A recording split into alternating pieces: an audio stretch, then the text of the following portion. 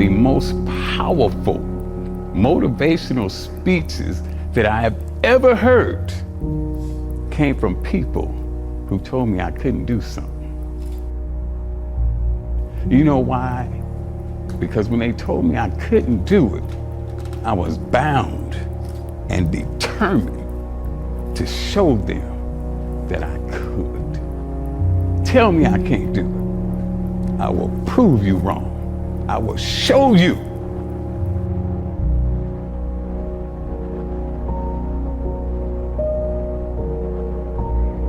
We are not made to survive. We're not made to manage our pain or get through it. We're made to be creators of our lives. We can create anything. Anything we can dream about, we can create. How much of life do you feel like you control, or how much does life control you? Do you tend to control more of what's going on, or events controlling you?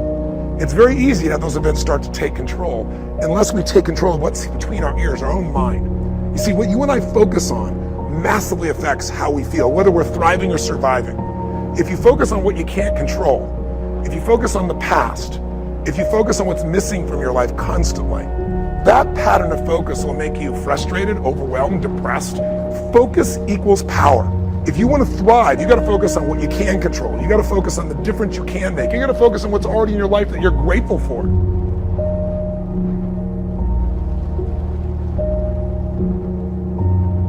Most people allow their fear of failure, 80%, allow their fear of failure to outweigh their desire to succeed. When you're willing to fail again and again and again, when you make up your mind to become unstoppable, when you make up your mind to become a no matter what person, then that will then give birth to a part of yourself that you don't know right now. Set some higher goals, reach for some higher purpose, go for something beyond what you thought you could do. You've got to believe that tomorrow can be better than today. But here's the big one. Believe in yourself. Believe in yourself. Ask for wisdom to deal with the challenges of today and tomorrow. Don't wish it was easier. Wish you were better. Wish you were better.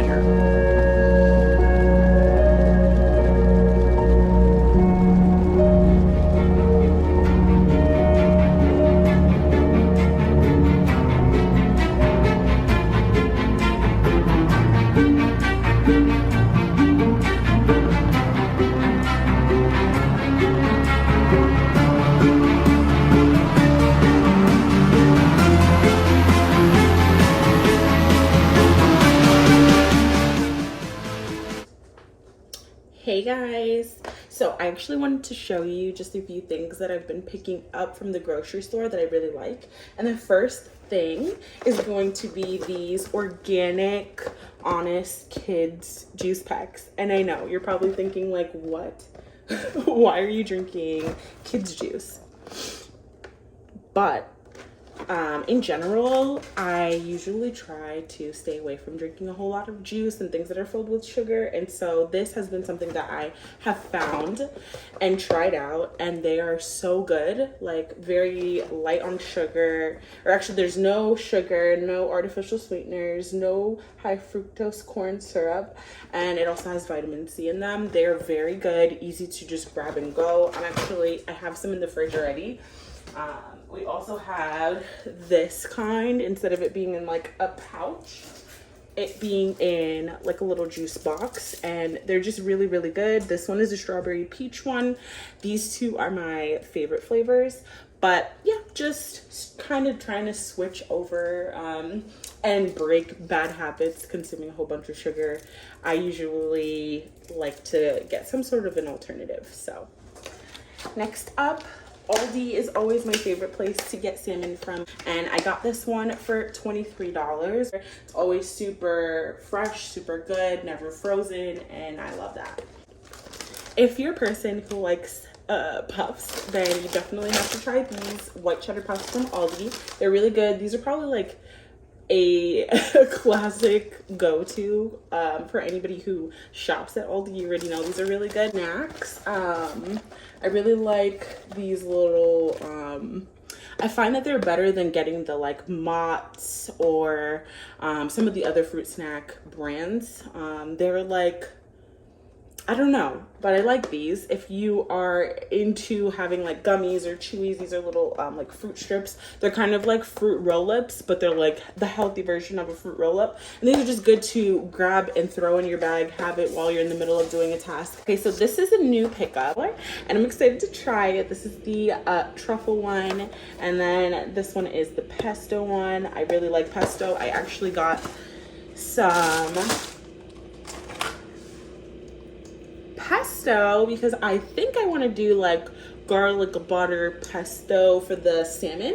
So this is actually my favorite one. I get it at Aldi. It's really good. And I got some veggies. I picked up asparagus. I picked up zucchini. I picked up some zucchini. I picked up some mushrooms. I also wanted to try their ground lamb. So I've seen this before, but I've never picked it up. Cut it up with like peppers and onions and garlic and all of that and just see how it turns out. But I got 2 of these because I really wanted to give it a try, see how it is. I feel like things like these are really good for if you're making like some sort of a bowl. Like you can have your ground meat seasoned, cut up, cooked with your veggies, a little bit of zucchini, maybe carrots, maybe a little bit of rice, like whatever's your thing. I'm big on making meals that are like that. It's so much easier and easier to get it done, but also easier to stick to consuming things that are healthy. So I'm gonna give these a try. I'll let you know how I like them. Okay, so this is a hack. Maybe you have to wake up super early in the morning and be out, but you want to be able to pack your lunch. I know these little salads are super duper boring as they come, not super filling, maybe not like exactly what you're looking for. So what I do is I buy these and then I add to them whatever it is that I like. So one of my favorite things, which I already had this in the house, I actually didn't have to pick this up, is French fried onions. I like these in my salad because it gives it a crunch. I found that this is much better than having the croutons. Sometimes they're just too big and crunchy and I don't like that. So I will go with the French fried onions and they're really good. Sometimes you can crush it up and put it on top. I like to add avocado in. I'll add my own chicken in. Sometimes I'll boil an egg and I'll add that in.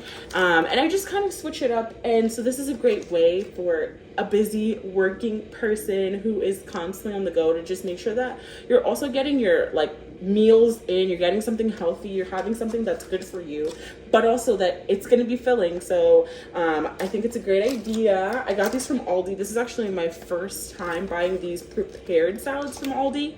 Usually I get them from Walmart, but went to Aldi today, and so you can just get whichever one you see and then add to it. And I think that one of these was like $3 or $4, not even, I think it was like $3. So super good, healthy, affordable lunch. Okay, so I have been drinking, kind of like alternating between oat milk and almond milk for the past few years. The only thing that I have now that's dairy is cheese.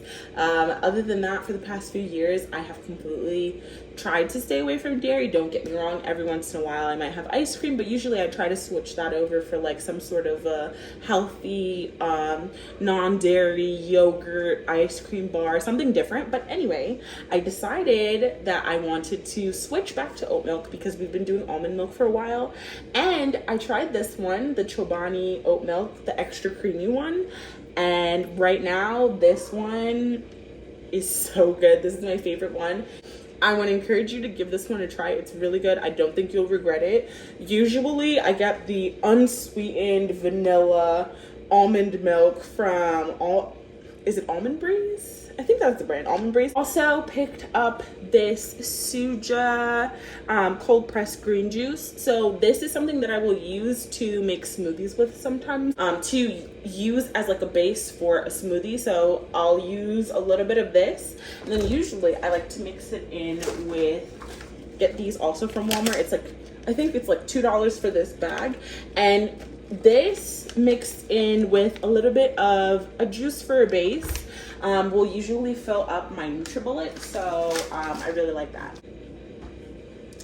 So usually when it comes to groceries, I just try to keep it super duper simple. Let's keep going with our day.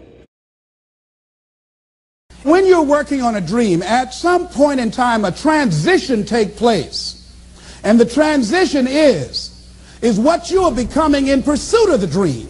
Because even if you don't get the dream, you become such a strong and powerful person. It will so change your life, you can look at something else and say, well, I think I'll go do this then. Because you've now developed yourself in such confidence and such competence in how to deal in the arena of life that you can move into another area and not miss a beat. Once you begin to discover who you are, then you really realize how you have been given authority and dominion over everything on the face of the earth, including all the dimensions of your life. But you can only do that through the struggle of life. And most people avoid the struggle. Most people go through life avoiding pain. And when you go through life like that, something in you dies. Something in you that you never activate is lying dormant in there, that you never get a chance to call on because you have not challenged yourself. Somebody said the land of familiarity belongs to the dead. That most people like to feel like they're a king in the area of their comfort zone. They only want to do those things that they know how to do well. Osborne said, unless you attempt to do something beyond that which you've already mastered, you will never grow. So if you want to begin to grow, you've got to put something out here that you can't reach easily, that has got to make you stretch, got to make you jump for it, got to make you get back a little bit and dig in so that you can take a leap for it. And maybe you jump up there and you miss it and you skin your knees and you come back again and you bust your lip next time. But you keep on, and through that process, you learn how to leap higher. You start challenging yourself to dig deeper, and then you discover some things about you that you don't know right now. Some talents that you have in you that you didn't know that you can do. I started out just talking to kids, and now I'm speaking at corporations. Now I'm traveling. I didn't know I can do this, but had I not given myself a chance, I'm saying give yourself a chance. Here's something else. If you want to begin to make this stuff happen for you, I think that it's very important that you start trusting yourself.